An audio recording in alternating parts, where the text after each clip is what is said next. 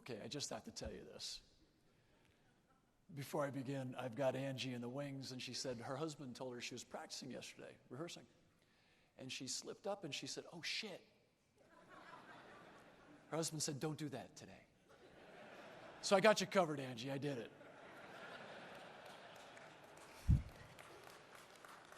it. Getting applause for saying, oh shit, really? If it was only that easy, right? Today, we actually have a rare opportunity. It's a chance to hear a message from a true hero in our industry. Many today fail to distinguish the difference between heroism and bravery. Though they're closely aligned, there's a huge difference. Bravery, albeit a critical virtue, it can exist without the presence of a vision or a purpose. To be heroic, there needs to be a vision of something far greater than oneself to which you're willing to abandon yourself, to commit yourself, and gain absolutely nothing from. Now, only somebody who has made such a commitment can speak to it. Today, we have such a hero, someone who champions all of us, who cares deeply for all of us. She's not afraid to speak the truth. She has the courage of her convictions, and most importantly, the loyalty of a loving family. I have been blessed to call her a friend for the past few years. I've been inspired by her, counseled by her, befriended by her. I owe her for her friendship and her support. Today, many people will be with you as long as the sun shines your way. Angie will be your friend when darkness falls and everybody else has long since left your side. Today, we are in the presence of someone who will inspire us, educate us, and leave us with a heroic vision.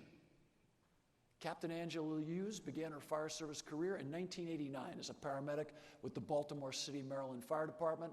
She was hired by Baltimore County in 1992 and served as a paramedic, a preceptor, a coach, a firefighter, a fire marshal, a lieutenant, and currently the rank of captain.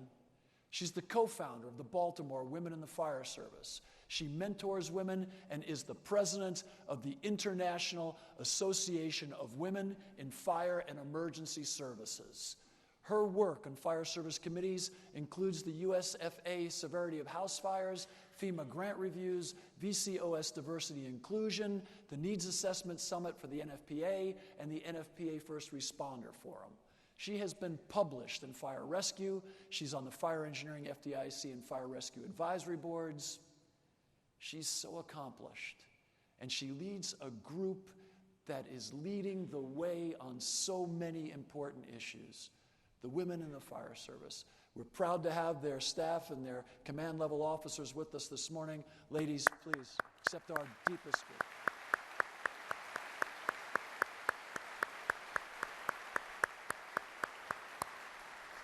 It is now my distinct honor and privilege to introduce to you the 2017 keynote speaker, ladies and gentlemen, Captain Angela Hughes.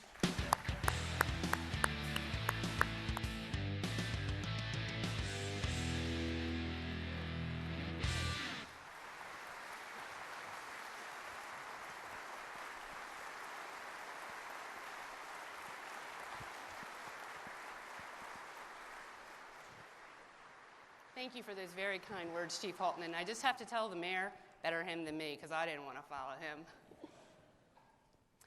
I invite you to take a journey with me. Close your eyes. The year is 2027. You're looking in the mirror 10 years from today. It is the 100th anniversary of FDIC. And you're reflecting back on how that very day changed your life. You were given a gift. What did you do with it? You see, everyone can be a hero. A person who is admired for courage, outstanding achievements, a warrior, or a champion. But what does it take to be your own hero? First, you need that someone to chase. And that person is you. To be your own hero starts with creating a life of mission. What is your purpose? What legacy will you be remembered for? Your mission or purpose will define who you are. It will drive you, and it will motivate you. When you know your mission, you train. It becomes you.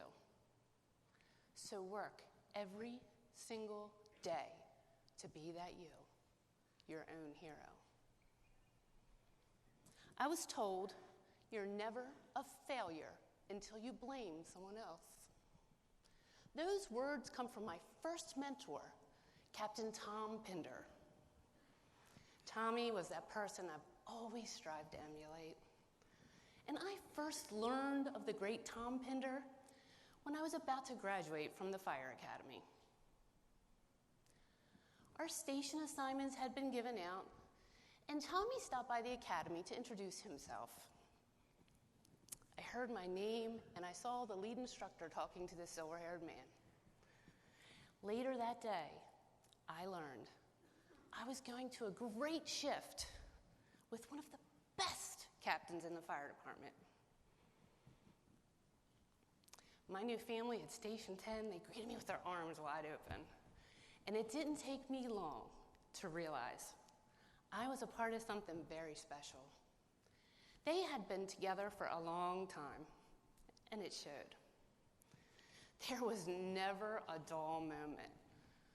From silly pranks to theme nights.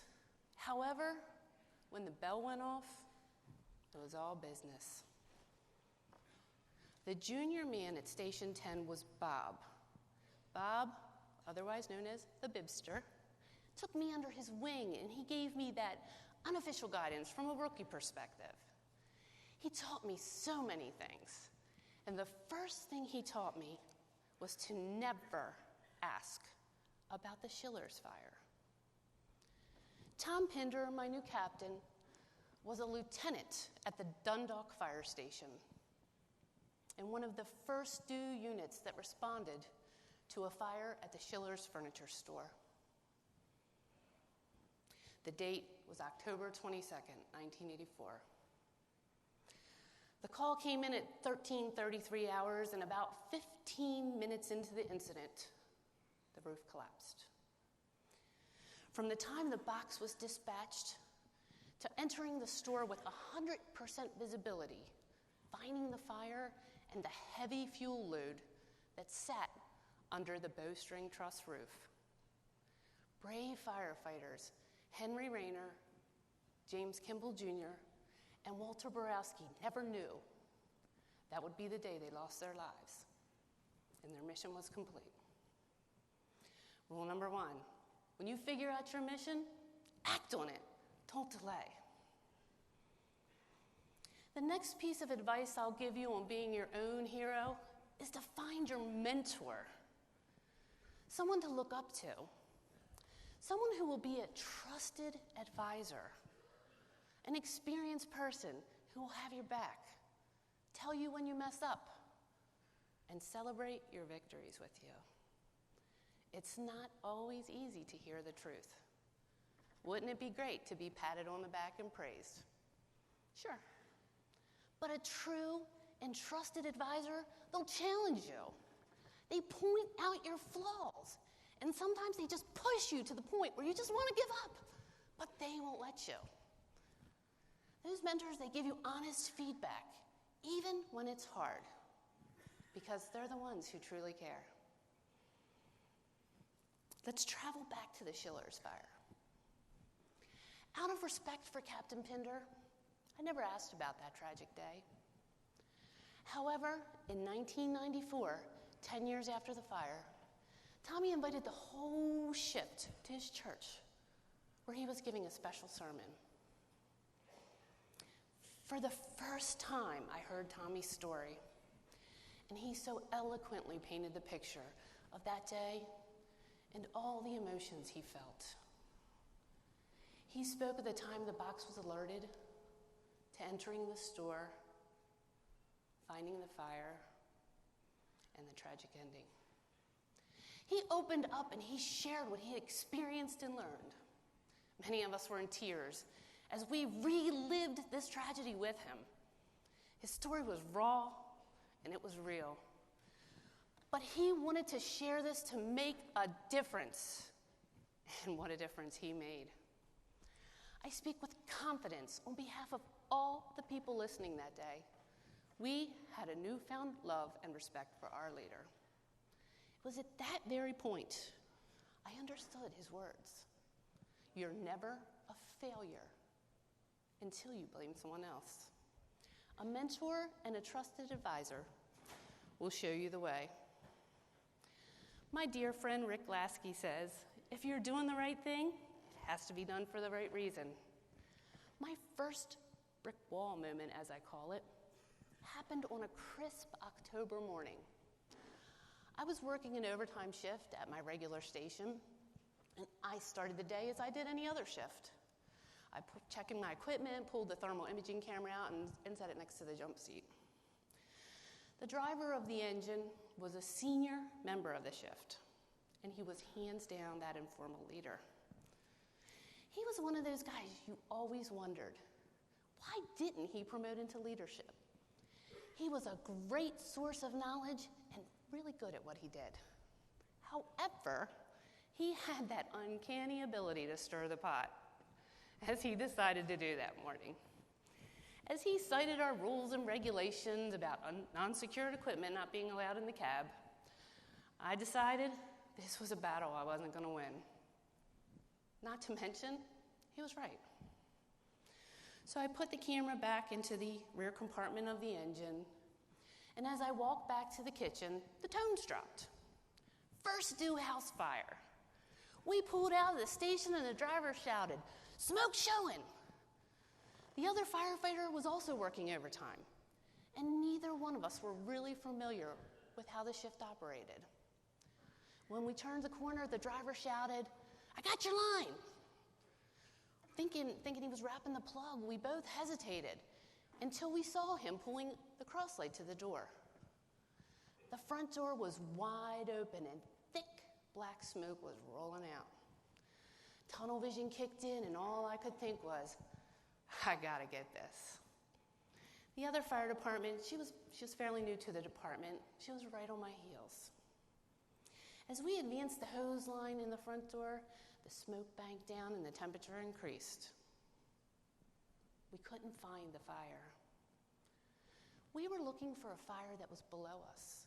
You see, I missed a key piece of information when the call was dispatched. Chair on fire in the basement. The fire vented from the rear slider and traveled up the basement steps. The red dragon wrapped around the basement door and licked over our heads. I felt a surge go through my body, and it was at that point I realized the fire was below us. Even then, all I could think was, there is no way I'm backing out. We got this. When the next captain came in, he had this tagline, "Let's roll." He told us, "Drop the line and get out." It was at that moment I recognized I put myself and another firefighter at unnecessary risk. I backed out, and guess who the first person I saw was? The driver. He was just shaking his head. I took my mask off just as the chief walked around the front of the house. He looked at me and he pulled his bifocals down and he said, "Angie, you're really red." I mumbled something about early menopause, and he said, "No, you have skin hanging from your ear." I then reported to command. I'll never forget the look on the homeowner's face as the incident commander called for EMS. The fire was then knocked down, and I was transported to the burn center. Even with all my PPE on, I suffered second-degree burns to my neck, my face, and my ears. As I reflected, I wondered, was I aggressive or was I reckless? I thought I was doing right, but ultimately, I put myself and another firefighter at unnecessary risk. Truth be told, I'd call this reckless. Wrong thing, Wrong reason. Chief Lasky's words rang out in my head. Do the right thing for the right reason. Another thing my mentors taught me, remember what you learn and pay it forward. Let's go back to my brick wall moment.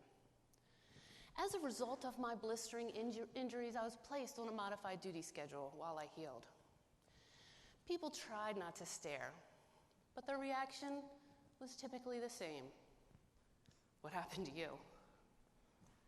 Each time I told the story, I felt more and more defeated.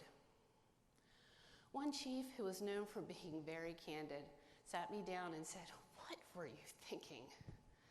With my eyes staring down at the floor, I said, "Chief, I was just trying to prove myself." I heard him let out a sigh, and then I looked up. He then said, "Angie, that's your problem. Now, reach out to the other women in the department and tell your story." I thought about it for a moment, and I humbly said, "Chief, other than a few good friends, I don't really like the other women in the department." He blankly looked at me for a minute, and I honestly feared what he'd say next. The chief stared me straight in the eyes and sternly said, "You need to change that attitude." This was another brick wall moment. As I sat and thought about my conversation with the chief, I thought about my mentor and how disappointed he would be with me.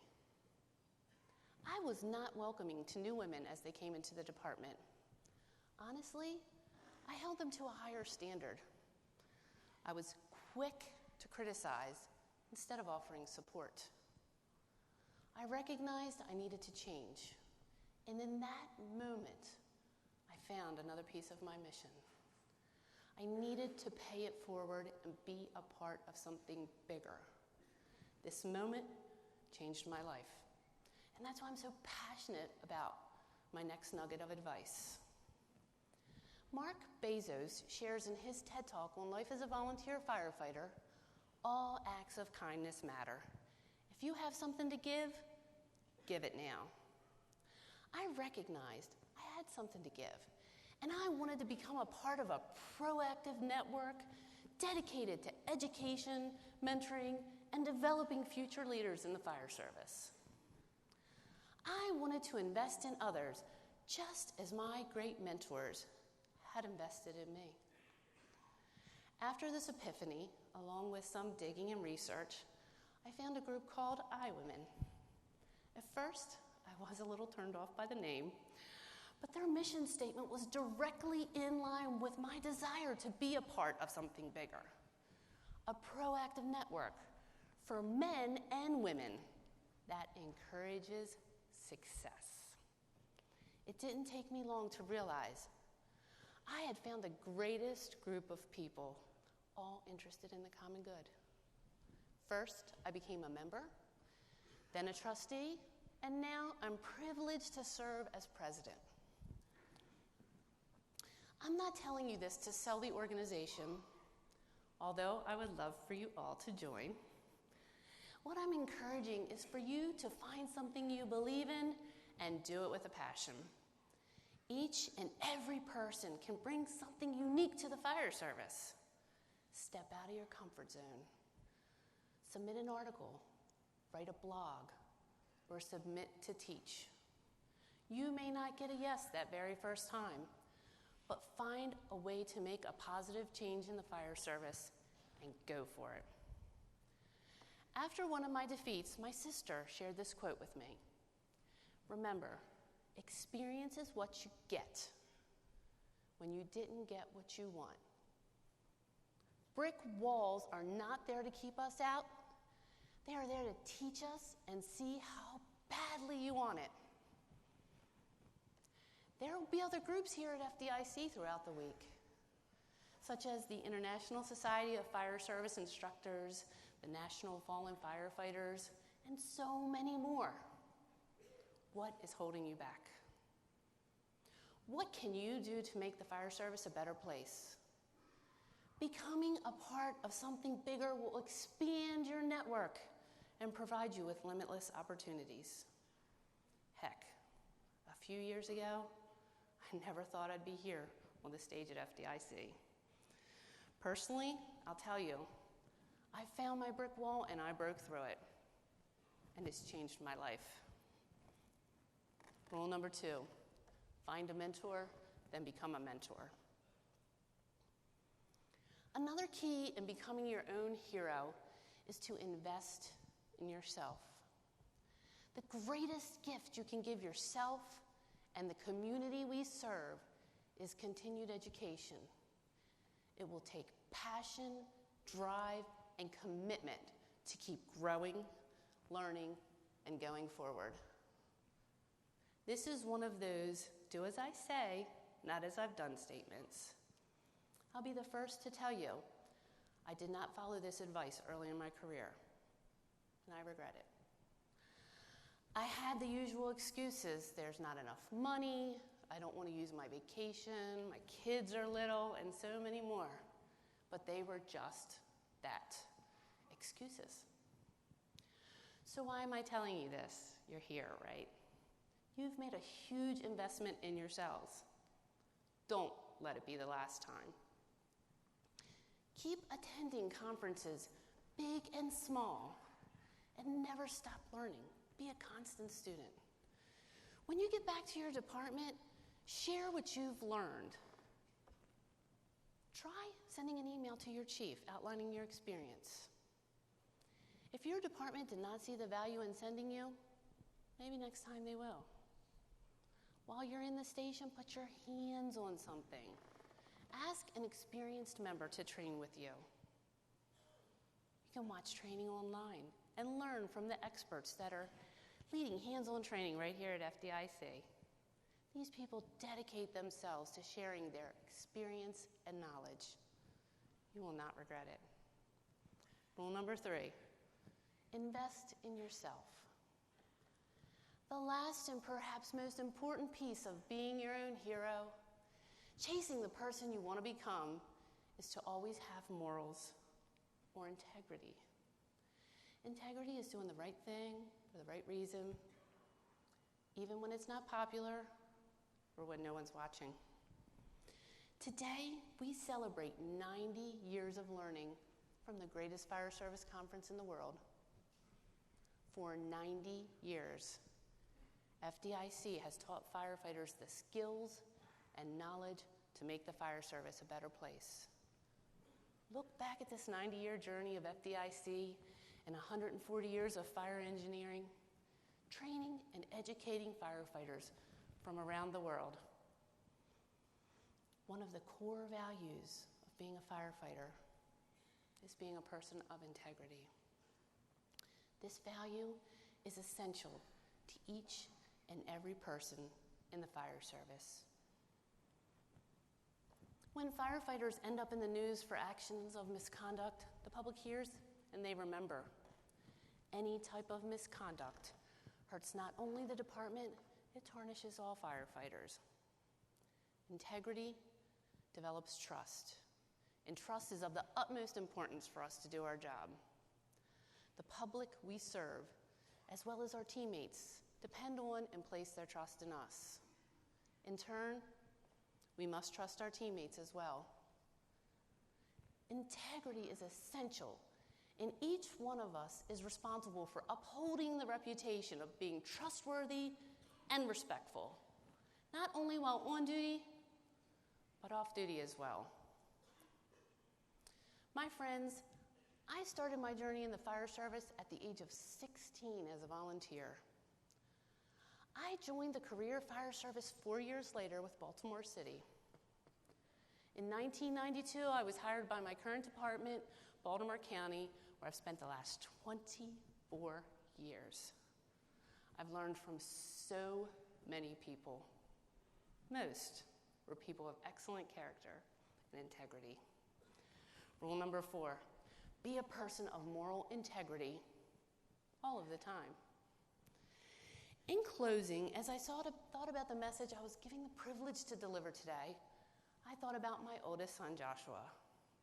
Josh shares in his parents' love of the fire service, and we were truly surprised when he came to us with the application to join the local volunteer fire department. Proudly, I say, Josh now has over 2 years as a career member of the fire department and is attending his very first FDIC this year. So what message would I want a young firefighter such as my own son to hear? None of us are perfect, myself included. But it isn't difficult. Work hard, train hard, take care of yourself, and always do the right thing. Many have said it before me. We are a part of one of the noblest professions.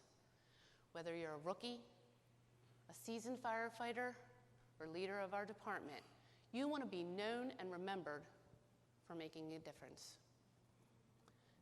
Big or small, make a positive impact. Give to yourself by being the best person you can be, a person with strong values and integrity. Find a mentor and learn from them.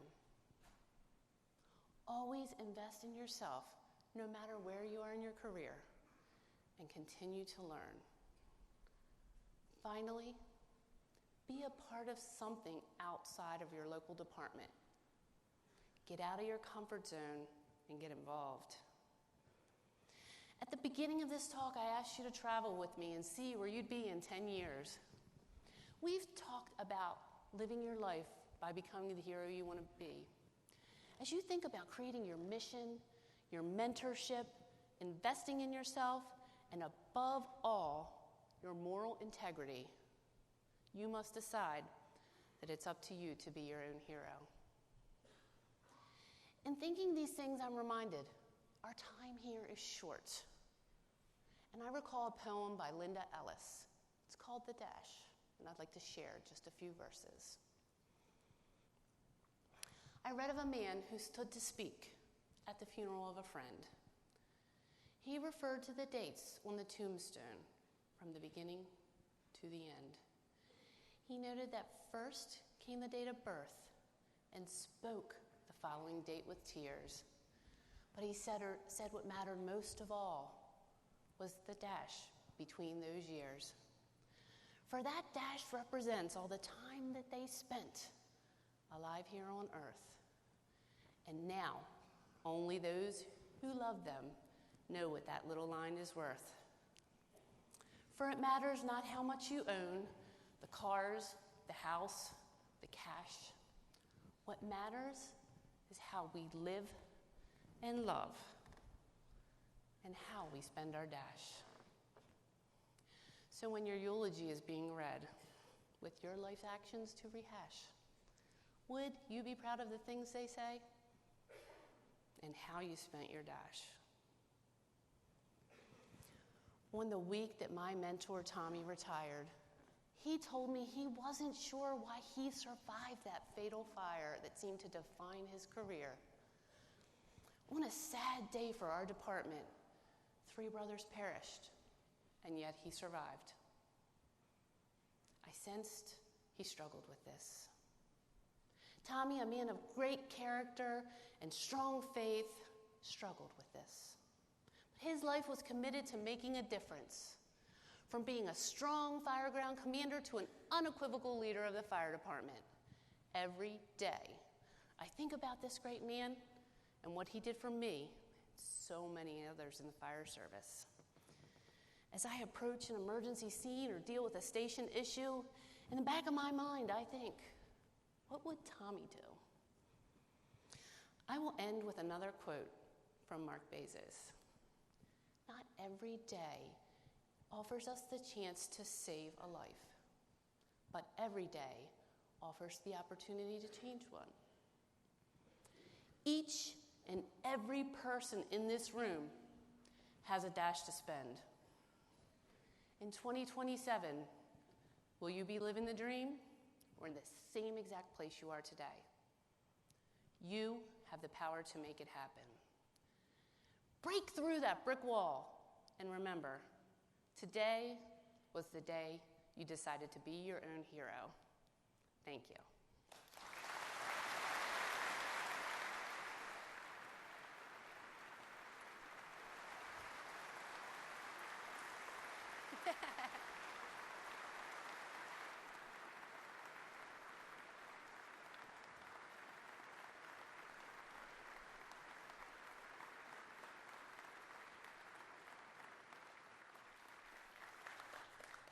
I just want to say thank you to Angie and the I Women. What an amazing talk. Thank you.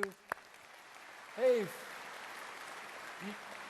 we have an amazing opportunity today at 1:30 in this room. Dr. David Woods, one of the smartest men in the world, is going to share his views on complexity in systems and to help the fire service become more resilient.